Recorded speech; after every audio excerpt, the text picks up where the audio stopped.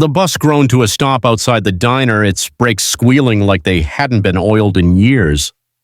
From the back row stepped Master Sergeant Daniel Brooks, 68, Vietnam veteran, 2 Bronze Stars, and a limp that never quite left him. To most passers-by, though, he was just another tired old man in a faded jacket. At the counter, a pair of young deputies laughed as he walked in.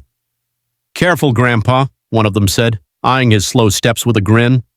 "Don't trip before you get your coffee." Their chuckles drew attention, but Daniel didn't respond. He eased himself onto a stool, his weathered hands wrapped around a wallet worn thin from decades of use. That jacket he wore? It wasn't just fabric. It had marched through jungles, carried letters from home, shielded him in storms of both rain and snow. But to the deputies, it was just old. One leaned closer, smirking. "Maybe you should stick to staying home. World's too fast for folks like you." Before Daniel could reply, a waitress quietly slipped a mug of coffee in front of him.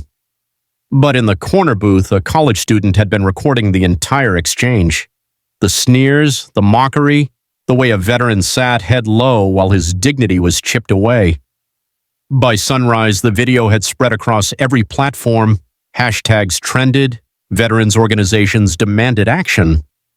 News vans parked outside the sheriff's office. In court, the deputy's lawyer spoke smoothly. "Your Honor, my clients meant no harm. It was casual teasing, nothing more." The judge, a stern woman with a voice sharp as steel, shook her head. "Teasing?" She tapped the table. "I see humiliation. I see a failure to respect the very people who defended your right to stand in this courtroom." She lifted another document. "And I see a community outraged because their protectors forgot how to honor service." The gavel struck. "The court finds for Master Sergeant Brooks. A public apology will be issued, compensation awarded, and mandatory training on veteran respect will be enforced in this department." The deputies shrank in their seats. Daniel rose slowly, leaning on his cane, but as he left the courtroom, rows of veterans in uniform stood and saluted. The judge's last words lingered.